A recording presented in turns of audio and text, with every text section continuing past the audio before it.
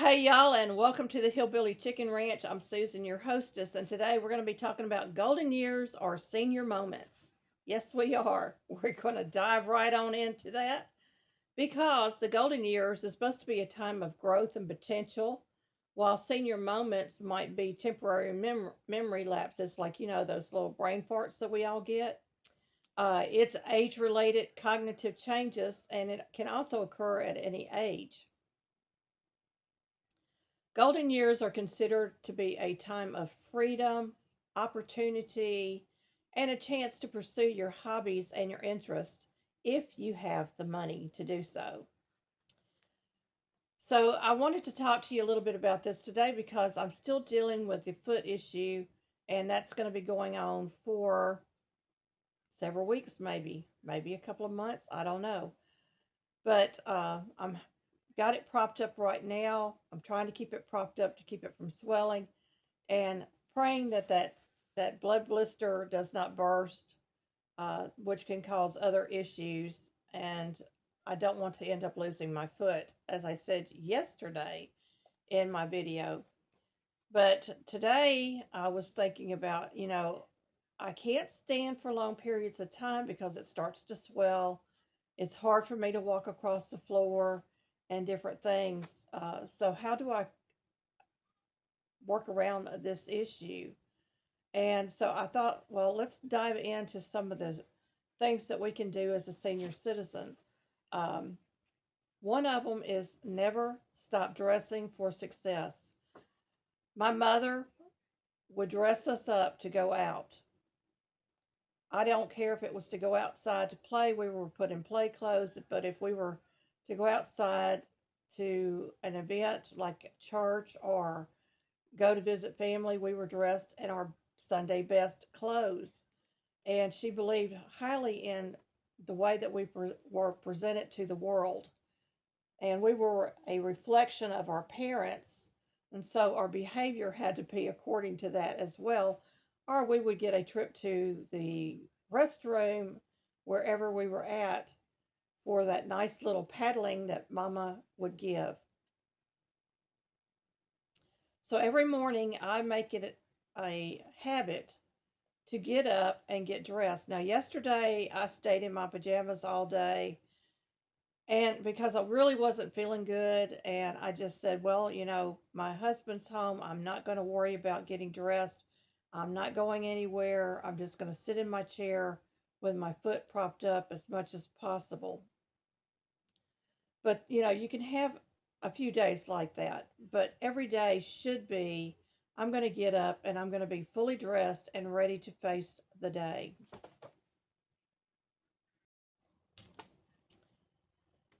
Number two would be never stop learning. And over the weekend, we picked up this little book of home remedies from horse and buggy country of Conewango, Conewango, Conewango Valley, New York. I'll say it right here in a minute. It is a book made by the Amish. You can see the little horse and buggy there. And this book has all kinds of home remedies and so forth in it, and uh, has a lot of recipes for things, um, that you might want to use in your house. Um, it has animal husbandry in it, among many, many other things. And it also has a food chart in here of how the Amish looks at their food, what they consume, and it's very, very interesting. And so I'm always on the lookout for anything that's going to help me with any of my health issues. And so we picked this book up at the Amish, and then I came home with a very swollen foot because I've been riding around with my foot down for a couple of hours, and it really, really was not a good idea. So inside this book, there's also little sayings that they have put on pages. Might be a poem or just a one sentence thing. And this one says, a boy and some prunes. A little Scottish boy wouldn't eat his prunes, so his mother sent him off to bed saying, God is angry with you. Soon after the boy went to his room, a violent storm broke out. Amidst the flashes of lightning, and the peals of thunder, the mother looked into the boy's room, worried that he might be terrified. When she opened the door, she found him looking out the window, muttering, "My, such a fuss to make over a few prunes." I thought that was cute. Anyway, there's all kinds of things in here and uh, all kinds of interesting information in this book. And it's going to be a go to reference book to me, but it's also going to be a reading book for me because of all these nice little sayings that's throughout the book. One of the things it talks about, let me find the page,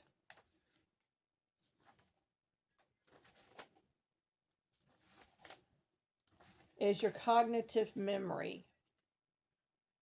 Let's see, the brain.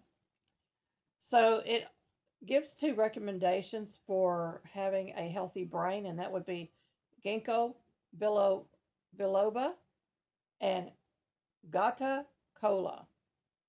It also says that flax oil is good for overall health and especially for the brain.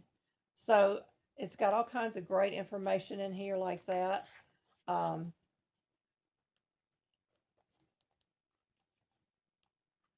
it's got recipes for weed killers and dealing with ants, uh, all kinds of recipes for your garden, and just overall healthy things for you to know that works for the Amish. Now, I take everything with this book with a grain of salt because there's some things in here that I wouldn't try. Just to be honest with you, you have to take everything with a grain of salt. It's not medically approved, and they're not medical doctors by any means, but it's something for me to learn from and glean from. So make sure that you are uh, reading or doing something that is going to continually engage your brain.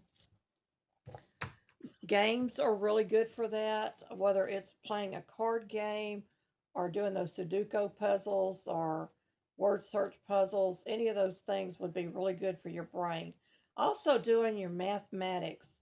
Y'all, you think that when you become an adult, you don't have to worry about um, your mathematics, but you'd be surprised. Your brain needs that activity. Keep moving. I'm laid up right now. I can't do a lot, but I don't want to backtrack on all the areas that I have come overcome over the years where I couldn't walk. I had lost use of my left side.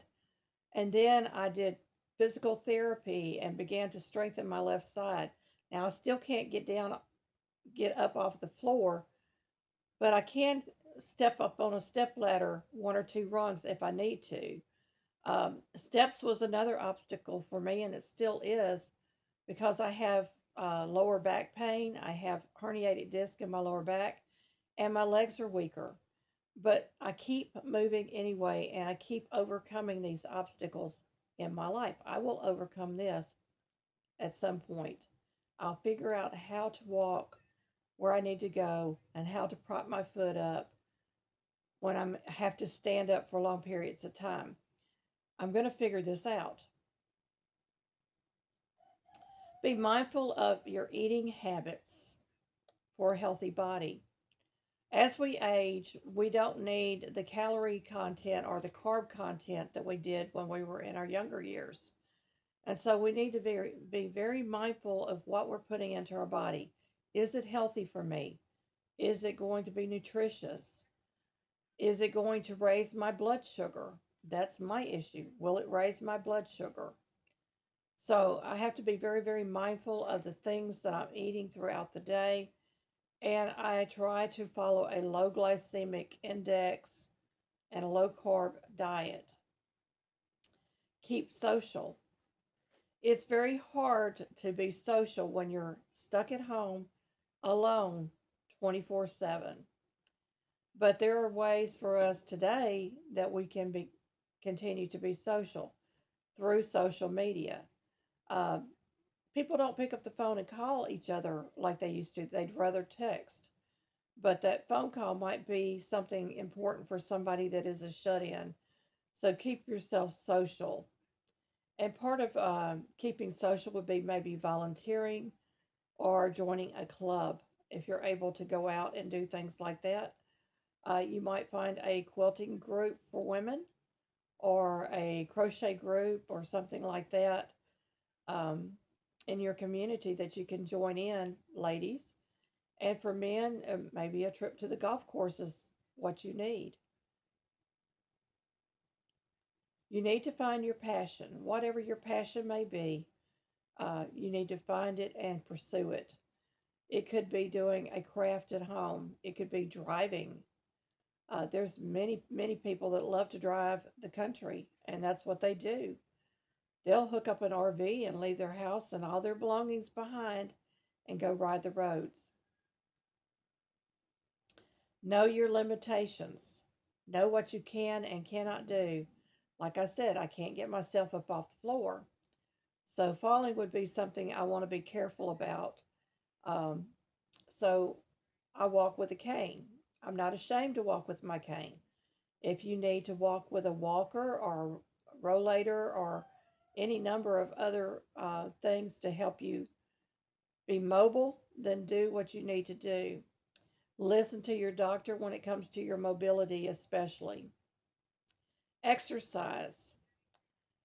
Many health insurances will pay for physical therapy if it's needed. And I took advantage of physical therapy and water aerobics when I had lost a lot of my um, ability to stand for long periods of time.